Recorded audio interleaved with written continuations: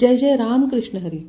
जगद्गुरु संतश्रेष्ठ तुकारामांनी श्रीमद भगवद्गीतेचा समश्लोकी अभंग छंदात अभिजात मराठी भाषेत अनुवाद रचला आहे. त्या ग्रंथाचे नाव आहे अभंग मंत्रगीता. या ग्रंथाची ओळख आपण करून घेत आहोत. आता अध्याय 4 श्लोक क्रमांक 25 आणि अभंग क्रमांक 185 वाचूया. दैवम एव अपरे यज्ञम योगिनः पर्युपासते ब्रह्माग्नौ अपरे यज्ञम यज्ञेन एव उपजुह्यति. आणि अभंग आहे, इंद्रादी भावेची यज्ञ जो सर्वज्ञ स्वीकारी उपासिती कर्मयोगी पुढे भोगी निज मोक्षो. जे का ज्ञानी ब्रह्माग्नित मन चित्त सामग्री यज्ञ रीतीच होमिती तया प्राप्ती निज लाभू. तुका म्हणे आणि कही यज्ञ पाही सांगतो. या अभंगातून श्रीकृष्ण अर्जुनास यज्ञकर्म हे निष्काम कर्मयोगातून ब्रह्मरूप कसे होता येते हे विस्तृत करून सांगतात. त्यासाठी यज्ञकर्माची विविधताही स्पष्ट करतात. यज्ञाची सुरुवात करणे म्हणजे आहुतीसाठी अग्निदेवतेस पाचारण करणे, त्याआधी देवस्थापना करणे, त्यात देवांचा राजा इंद्र, इतर देव देवता, कुलदैवत, ग्रामदैवता, वास्तुदेव, भूमाता, गोमातेपर्यंत सर्व देवदेवतांचे स्मरण केले जाते. विशिष्ट उद्दिष्ट साधण्यासाठी यज्ञयाग विधी करणाऱ्यांना योगी म्हटले जाते. त्यासाठी हे करण्यापूर्वी सर्व ज्ञान घेऊन त्याप्रमाणेच नियोजित यज्ञ करणे म्हणजेच योगी याजकाने वैदिक ज्ञानाचा स्वीकार केला असे म्हटले जाते. त्यात योगींची नम्रता दिसून येते. शंका संशय मनात न आणता निश्चिंतपणे स्वच्छ मनाने करावे. इंद्रादी भावेची यज्ञ जो सर्वज्ञ स्वीकारी या माध्यमातून यज्ञ उपासना करणारे कर्मयोगी मोक्ष प्राप्तीतून आनंद भोगण्याची अपेक्षा करतात. उपासिती कर्मयोगी पुढे भोगी निज मोक्ष. आता मोक्ष मिळाला तरी प्रत्यक्ष काही दाखवता येत नाही, तसे यज्ञकर्मही करणारे यज्ञयोगींची यज्ञ करण्यामागची जी भावना आहे ती पण दाखवता येत नाही. अपेक्षा असूनही निरपेक्षपणे यज्ञयाग करावा लागतो. यज्ञासाठी अर्पण करायच्या वस्तूंचे नियोजन, त्यासाठी केलेला खर्च आणि यज्ञकर्माच्या तयारीपासून पूर्णाहुतीपर्यंत दिलेला वेळ याबाबत विरक्ततेने विवेकपूर्ण वर्तन करावे लागते. ही यज्ञकर्मामागची परंपरा, ही पद्धतही आहे. हे सर्व वैदिक ज्ञानाने स्वीकारलेल्या सर्वज्ञ झालेल्यांना हीच पायवाट अनुसरली पाहिजे. अशा पद्धतीने म्हणजे विरक्ती आणि विवेक यांच्या एकात्मतेने केलेल्या यज्ञातून उद्दिष्ट देवांपर्यंत पोचते, म्हणजेच देव तृप्त होतात आणि अपेक्षापूर्ती होते. याला दैव यज्ञ असे म्हटले जाते. म्हणून जे का ज्ञानी ब्रह्माग्नित मन चित्त सामग्री यज्ञ रीतीच होमिती तया प्राप्ती निज लाभू. तुकारामांची वाक्य सगळी योगाला धरून आहेत. अगदी अनुभवाचीच वाक्य वाटतात ही. यज्ञकर्माने यज्ञकर्मातून देवांपर्यंत पोचणे व निजलाभू मिळवणे इतक्या सहजपणे प्राप्त होत नाही. त्यासाठी वैराग्य आणि विवेक अशा दोन्ही एकत्र आणून तो घाट चढावा लागतो. हा घाट चढताना आपल्याला खाच खड्डे पार करावे लागतात. ठेचाळत पडतच अनवाणी चढावा लागतो आणि हा एक प्रकारे याला म्हणतात कर्मठ योग. हा घाट चढला की त्यातून ब्रह्मयोगाचा अनुभव हा येतोच. त्यातून हा सर्वज्ञ योगी म्हणजे ब्रह्मयोगी ह्या पदापर्यंत पोचतोच. आता हा एकच यज्ञ, हे एक यज्ञकर्म नाही, तर याहीपेक्षा अन्य मार्गाने यज्ञविधी आहेत.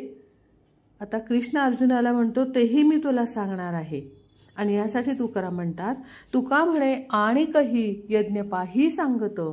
पुढील श्लोक व अभंग वाचूया आणि पुढचे कुठले अधिक अभंग सांगितलेले आहेत ते आता आपण पाहूया. श्रोत्रादीनी इंद्रियाणी अन्ये संयमाग्निषु जुह्यति शब्दादीन विषयान अन्ये इंद्रियाग्निषु जुह्यति.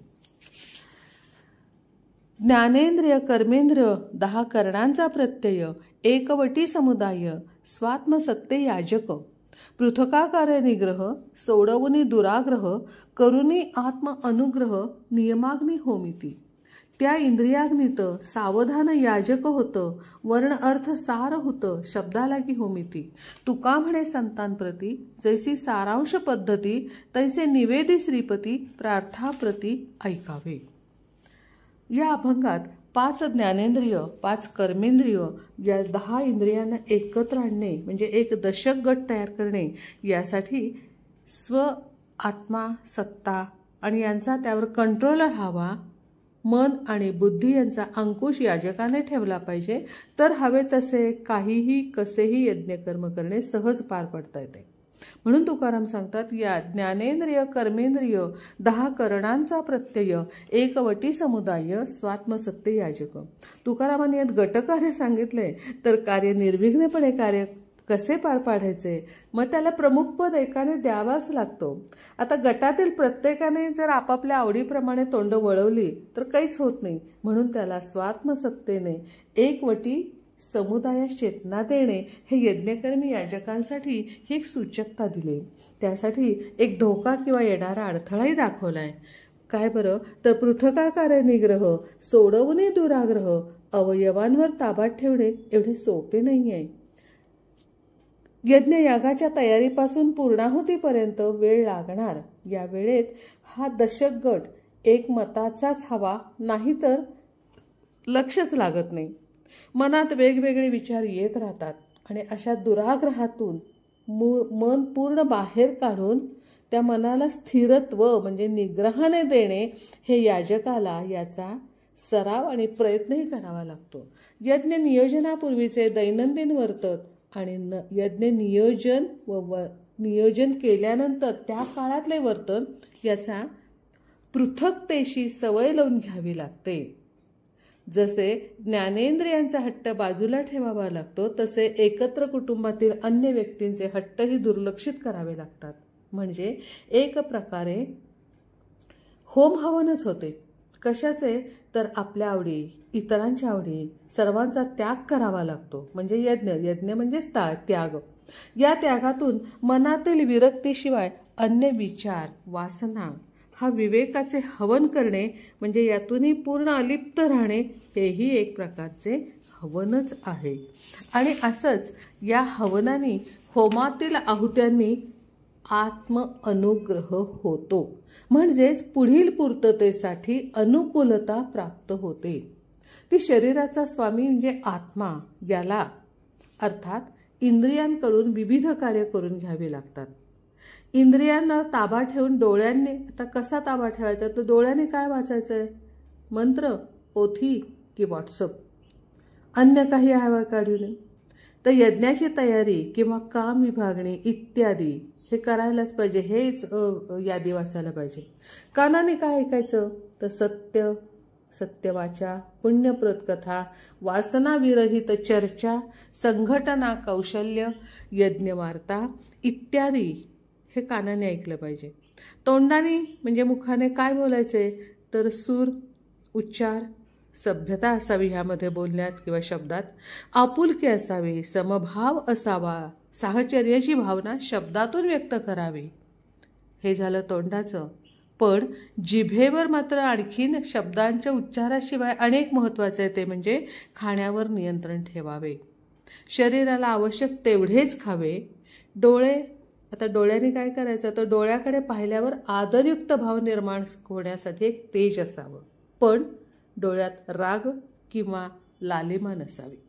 डोळ्यांना विश्रांती आवश्यक तेवढीच द्यावी आणि डोळ्यांनी जे निरीक्षण केलं जातं त्यात सातत्य असावं. अशातून घडणारे मन व बुद्धी यांनी सुचवलेली कार्य करण्यासाठी हात आणि पायाचा वापर करावा. आता त्यातही उत्साह दिसला पाहिजे, प्रामाणिकपणा हवा आणि इंद्रियाने आपला व्यापार बंद ठेवून बुद्धीच्या, मनाच्या विचारानुसार कर्म करण्यात आनंद मानलाच पाहिजे. इंद्रियांना अंतर्मुख करायचे, कोणत्याही इंद्रियाला बहिर्मुख होऊ द्यायचं नाही. म्हणजे बाहेरची जी आकर्षणं असतात ती त्यांच्यासाठी आत्ता उपयुक्त नाहीत. गटकार्यात अडचण निर्माण होणार नाही ना, याबाबत सावधान योजक होतो. याजकाने सदैव सावधानता बाळगली पाहिजे. यासाठी तप करण्याची तयारी हवी. हे सर्व संकेत आचरणात आणताना प्रत्येक वर्ण उच्चारलेल्या अक्षराचा अर्थ व त्याचे सार सखोल पाहून अर्थ पाहून शब्द तयार होतात. ते किती घ्यायचे आणि अन्य अक्षरांना जी मध्ये मध्ये येतात ती लक्षवेधी ठरतात. असे कार्याकडे दुर्लक्ष होता कामा नये. असंच दुर्लक्ष होऊ शकतं. तेही एक प्रकारचे हवनच आहे ना. अनेक वर्ण, अनेक शब्द, अनेक वाक्य काही वेळा त्रासदायक ठरतात. पण मग त्याला उपाय काय तेही तुकाराम सांगतात. तुका म्हणे संतांप्रती जैसी सारांश पद्धती ऐसे निवेदी श्रीपती पार्थाप्रती ऐकावे. तुमच्या मनात प्रश्न हा साहित्याबाबत असो किंवा संसाराबाबत असो किंवा तुमच्या कर्माबाबत असो किंवा कार्याबाबत असो, सर्वांची उत्तरं ही संत साहित्यातून सहजपणे मिळतात. जसं आता तुकाराम सांगतात तसे मनात प्रश्न आणा आणि ज्ञानेश्वरी उघडा, उत्तर तुमच्यासमोर हजर होतं. ही उत्तरे सारांश तात्पर्यार्थच असतात. विशिष्ट शब्दातून अर्थसंचय असतो. त्यामुळे ते ऐकावेत आणि त्याचा अर्थ करावा. आता मनातील विचारांची जळमट त्यातूनच दूर होतात अर्थ पाहिला की. आणि मन स्वच्छ, बुद्धी स्वच्छ, कर्म स्वच्छ. जे श्रवण भक्ती श्रीकृष्णाने अर्जुनाला पार्थाप्रती सांगितले, अर्जुनालाच पार्थ म्हटले ना यात, ते आपणासाठी आहे ना. आपण करत असलेले श्रवण भक्तीचे कार्य हेही आपल्याकडून होत आहे. हे एक सत्कर्मच चालू आहे आपलं. आता यासाठी पुढचा श्लोक आणि अभंग वाचूया. सर्वाणि इंद्रिय कर्माणि प्राणकर्माणि च अपरे आत्मसंयम योगाग्नौ जुह्यति ज्ञान दीपिते. आणि त्याचा अभंग. कोणी ऐका अर्जुना पाहे निगम भावना, सर्व इंद्रिया स्वाधीन हेच इष्ट सामग्री. पंचप्राण या देहात वागताती आत्मस्थित, त्यांची कर्मे यथास्थित ती चहूकडे निमिली. आता वृत्तीने निवृत्ती पद पाऊनी झाली तृप्ती, येथे चिद्भानुची दीप्ती व्यापे पृथ्वी आकाश.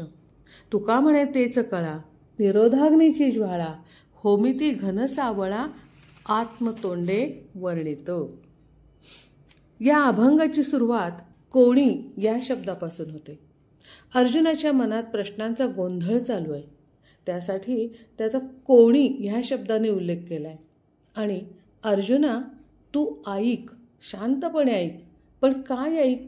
मागच्या अभंगात संतांचे शब्द ऐकायला सांगितलेत. त्यावेळी कदाचित अर्जुन म्हणाला असेल की हे श्रीकृष्णा, तुला माझा कंटाळा आला का? मला अन्य संतांकडे जायला का बरं सांगतोस? आणि आता कृष्ण सांगतो की कोणी ऐका अर्जुना पाहे निगम भावना. निगमचा अर्थ आहे वेद आणि ईश्वर असाही होतो. हे अर्जुना, तू वेद जे ईश्वर निर्मित आहेत ते तू समजून घे. वेद श्रवण करताना ऐकताना ईश्वरी भाव मनात ठेव आणि ब्रह्म समजून घे. सर्व लक्षात घेतलेस तर प्रश्नांची उत्तरे मिळतील आणि मन स्वच्छ होईल. आत्तापर्यंत मी तुला यज्ञकर्म, आहुती, समाप्ती, फलश्रुती आणि त्यामागचा भाव, भावना, संकल्प, विकल्प असं बरंच काही सांगितलं. ते तू ऐकलेसही. आता यापुढे सांगतो तेही लक्षपूर्वक ऐक. सर्व इंद्रिय स्वाधीना हेच इष्ट सामग्री. ब्रह्मांडात जेवढे प्राणी आणि त्यांची शरीरे आहेत ती सर्व यज्ञकुंडच आहेत. प्रत्येक देह हे यज्ञकुंड आहे. प्रत्येक देहाची इंद्रियांवर नियंत्रण ठेवून केलेली कर्म ही यज्ञकुंडातील समिधा म्हणजे सामग्री आहे. इष्ट अशी शरीर यज्ञकुंडांसाठी आवश्यक सामग्री. जोपर्यंत चेतना आहे तोपर्यंत कुंड धगधगतच राहणार. त्यात समीक्षा कोणत्या घालायच्या हे इंद्रियांवर अर्थात त्यामागच्या भावभावनांवर अवलंबून असतं. त्यावर तुमची फलश्रुतीही ठरते. प्रत्येक जीवाचे शरीर यज्ञकुंड याला व्यष्ठी म्हणतात. आणि सर्व विश्व हे एक प्रकारचे शरीर आपण समजलो तर त्यातही यज्ञ चालूच असतो. त्याला समष्टी म्हणजे विराट रूप शरीर म्हणतात. वैयक्तिक फलश्रुती आणि सामुदायिक फलश्रुती वेगवेगळी असतात किंवा असणार आहेत. कारण सामग्री किंवा हवन ज्याचे आपण करतो, आहुती देतो ते हवन हे वेगवेगळे असते. पुढे सांगतात की पंचप्राण या देहात वागताती आत्मस्थित. पृथ्वी, आप, वायू, तेज, आकाश या पंचतत्वांनी म्हणजे या पंचप्राणांनी देह बनलेला असतो. आणि ही 5 तत्वे आपल्या शरीरात असते. ते कसे बरं असते? आणि 5 तत्व शरीरात आहेत. त्याचं एक छोटंसं आपण उदाहरण बघूया जे आपल्या माहितीतलं. आता तुम्ही स्वतःचा चेहरा बघा. खालची हनुवटी म्हणजे पृथ्वी मानली, तर वरचा त्याच्यावरच तोंड म्हणजे जीभ, दात वगैरे, तर त्याच्यामध्ये ओलावा असतो म्हणजे ते आप म्हणजे पाणी. वायू म्हणजे नाक, तेज म्हणजे डोळे आणि आकाश म्हणजे माथा. आता ह्या कार्याचा आपण क्रम म्हणजेच कार्यक्रम पाहूया. पृथ्वीचा लय जलाच्या ठिकाणी होतो. जलाचा लय तेजात म्हणजे वायूत होतो. वायू आकाशात, आकाश अहंकारात, अहंकार महत्तत्वात, महत्तत्व मायेच्या ठिकाणी आणि माया शुद्ध चैतन्यात लय पावते. आता ही आत्मस्थित अवस्था याला म्हणायचं. वागताती आत्मस्थित. पुढे म्हणतात तुकाराम, त्यांची कर्मे यथास्थित. त्यांची कर्म यथास्थित यथेच्छपणेच कर्म चालू असतात. आत्ता आपण जी यज्ञाची आहुती पाहिली ती. त्यात मात्र एकच लक्षात घ्यायला हवं की ह्यात अविद्या मात्र तशीच राहते. तिचा नाश होत नाही. तिचा कुठे नाश होत नाही, लय पावत नाही. आणि कारण तिला कोण आपलंसं म्हणणार? ती चहूकडे निमिली. अशी ही यज्ञकुंडाची विराट जागा व्यापलेली आहे. आत्ता आपण ह्या सगळ्याचं बघतोय. अविद्येचं किती प्राबल्य झालंय संपूर्ण जगात यात आपण अनुभवतोय. कारण अविद्येचा नाश होत नाही, झालेला नाही आहे. यज्ञकर्म घडतच आहेत. आता ही युद्ध काय जे काही चाललंय ती यज्ञकर्मच आहेत ना सगळे. आहुत्याच पडत आहेत आपल्या सैन्यांच्या. आता अभंगात या 2 चरणात पहिले 2 चरण दिलेत. अविद्येच्या प्रभावाने कारण आणि कार्य हे यज्ञकर्म सांगितले. तर पुढच्या अभंगातील 2 चरणात अर्थात याची दुसरी बाजू सांगितली तुकारामाने. एकाच अभंगात पहिल्या 2 ओळीत दुसऱ्या 2 ओळीत फरक आहे. तर नंतर काय म्हणतात की आता वृत्तीने निवृत्ती, पद पावनी झाली तृप्ती.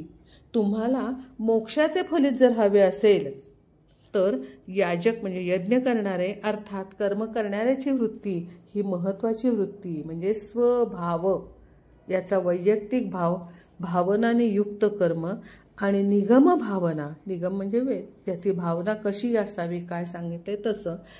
पण महत्त्वाचं त्यात काय हवं आहे तर यज्ञ करताना याजकाची भावना ही विरक्त भाव म्हणजेच निवृत्ती, सगळ्याचा त्याग करण्याची वृत्ती म्हणजे यज्ञ करणे. अर्थात त्यामुळे सिद्धी प्राप्त होणे.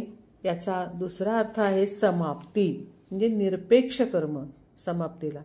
आणि हे करणारे याजकांना अर्थातच सर्वश्रेष्ठतेचे पद समाजाकडून प्राप्त होते. कारण हे नित्यकर्म करणारे व्यक्ती आहेत आपल्या समाजात, तर त्यांना सर्वश्रेष्ठच मानलं जातं समाजानंच नकळत का होईना. आणि त्यातून मिळणारा हा तृप्त करणारा असतो. मिळणार ना आनंद. वृत्तीतून निवृत्त होण्याचा सातत्याने एक अभ्यास. त्या अभ्यासात अनेक अडचणी या येणारच. ते मनोवृत्तीचे असतील अथवा इंद्रिय वृत्ती असेल किंवा अडचणी असतील. आता काही सामाजिक वृत्ती असतील अडचणी निर्माण करणाऱ्या, काही कौटुंबिक असतील. पण निग्रहाने अभ्यास करण्यातून मिळालेली पदवी ह्या सगळ्या अडचणींवर मात करून समाजाकडनं मिळालेले अभ्यास केल्यानंतर जे काही आपल्या हातनं कार्य घडतं त्यामुळं समाजानं जी दिलेली पदवी असते सर्वश्रेष्ठतेची ती कागदावर नसते तर इतरांच्या मनावर कोरलेली एक प्रतिमा तयार होत असते. तिला कुणी धक्का लावू शकत नाही. अर्थात यासाठी लागतो तो बुद्धीचा निकष लागतो. आणि अशा पदप्राप्त याजकांच्या चैतन्य सूर्याच्या तेजाने अवघं जग व्यापून जातं. म्हणून तुकाराम म्हणतात पद पावने झाली तृप्ती, येथे चिद्भानुचित दीप्ती व्यापे पृथ्वी आकाश. म्हणजे जसे तुला आकाश आणि मग आकाश एवढा झालेले तुकाराम म्हणतात की विरक्ती आणि विवेकाने स्वतःच्या देहाचे यज्ञकुंड सतत धगधगत ठेवणारे ज्ञानेश्वर, तुकाराम, एकनाथ, रामदास आणि अशी संतांची मांदियाळी आपापल्या कार्यातून समिधा अर्पण करत राहतात आणि कार्य घडतच राहतात. आता यात याजकांची ख्याती ही पृथ्वीपासून आकाशापर्यंत प्रसारतेच.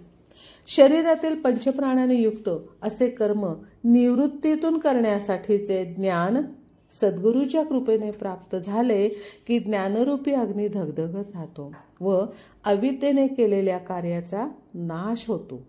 कर्मेंद्रिय पंचक, ज्ञानेंद्रिय पंचक, प्राणपंचक, मन आणि बुद्धी अशा 17 घटकाने युक्त देहातून अविद्येचे पूर्ण दहन होते. जी मगाशी आपण बघितलं अविद्येचा नाश झाला नव्हता, पण ह्या पद्धतीनं गेलं की अविद्येचे पूर्ण दहन होते. अशी व्यक्ती ब्रह्मरूप होते. नित्य परमानंदांचा लाभ होतो. संयम आणि निरोधाचे हवन होते. यात कर्म अर्थात घनसावळा साक्षीदार असतो म्हणजे श्रीकृष्ण. यासाठी तुकाराम म्हणतात की तुका म्हणे तेच कळा निरोधाग्नीची ज्वाळा होमिती घनसावळा आत्मतोंडे वर्णितो. श्रीकृष्ण आणि अर्जुन यांचा संवाद हा असाच चालू राहणार आहे. यापुढे श्लोक आणि अभंग आपण वाचूया. द्रव्ययज्ञ तपोयज्ञ योगयज्ञ तथा अपरे स्वाध्याययज्ञाय ज्ञान च यतः संशितव्रताः. आणि अभंग आहे. घनापासून अभिज्ञ देव द्विज पितृयज्ञ होतो तोची द्रव्ययज्ञ पै तत्वज्ञ जाणती. तपोयज्ञ तापसांचा योगयज्ञ तो योग्यांचा सुवृत वेदार्थाचा ज्ञानज्ञ ही बोलती. यत्नशील जे पांडवा अनुष्ठिती स्वात्मदेवा तुका म्हणे तेच देवा झाले पूर्ण आवडते. आता या अभंगात यज्ञाचे विविध प्रकार श्रीकृष्णाने अर्जुनाला सांगितलेत. त्याच्यात आपण माहिती घेऊया. या सर्व यज्ञाची माहिती वेदांच्या अभ्यासातून सर्वांनी घ्यायला हवी असंही ते सुचवतात. म्हणजे घनापासून अभिज्ञ. घन म्हणजे ज्ञानाचा साठा. ज्याला प्राप्त झाला अर्थात ते ज्ञान प्राप्त करून घेण्याची एक तपश्चर्याच असते. त्यात निष्णात असा विशेष जाणकार झाला की त्याला अभिज्ञ म्हटलं जातं. त्याला देव पितृ द्विज यज्ञाची विशेष जाण असते. त्याचे शास्त्रानुसार यज्ञ करावा लागतो. एक तर हे यज्ञ प्रत्येकाला करावे लागतात, पण आपल्या सवडीनुसार नाही. तर पितृयज्ञ हा तिथी ठरलेली त्याच वेळी करावा लागतो. प्रथम भरणी, मग पक्ष, मग श्राद्ध हा क्रम ठरलेलाच असतो. कुणी केव्हा कसे हे रीतीनुसार करणे प्राप्त असते. त्यासाठी द्रव्ययज्ञ करण्याची म्हणजेच वेळ पैसा दोन्हीचे नियोजन हे करावेच लागते. म्हणजे यासाठी जे पैसे खर्च हा द्रव्ययज्ञच झाला. या द्रव्ययज्ञालाही दान असंही म्हटलं जातं की हा खर्च झाला, पण आपल्याकडे जर गरजेपेक्षा जास्त असतील तर ते सदुपयोगासाठी दान देणे, गरजूंना देणे हेही बरेच मार्ग असतात. आणि असा खर्च करणे यालाच द्रव्ययज्ञ झाला असे म्हटलं जातं. यासाठी काही तत्व जपायची असतात. हे ज्यांना समजले त्यांना तत्वज्ञ असे म्हटले जाते. अर्थात बऱ्यापैकी यज्ञ आपल्या सत्कर्मातून होत असतातच, त्याची नामोनिशाणे आपल्यालाच माहीत नसते. आणि हे सर्व समजून घेतले तर आपणही तत्वज्ञच आहोत असे आपल्याला वाटू लागेल. घनापासून अभिज्ञ देव पितृयज्ञ देव द्विज पितृयज्ञ होतो तोची द्रव्ययज्ञ पै तत्वज्ञ जाणीती. यापुढे वेदात तप आणि योग असेही यज्ञ सांगितलेत. तपोयज्ञ तापसांचा, योगयज्ञ तो योग्यांचा, सुव्रत वेदार्थाचा, ज्ञानज्ञ ही बोलती. ज्ञानज्ञ म्हणजे ज्ञान जाणणारे. ते सांगतात सुव्रत म्हणजे चांगले व्रत करण्यासाठी तप करणे हा तपोयज्ञ. एखादा निश्चय संकल्प करण्यासाठी आयुष्याचा क्षण क्षण आणि देहाचा कण कण झिजवणे म्हणजे देहासक्ती नाहीशी करणे.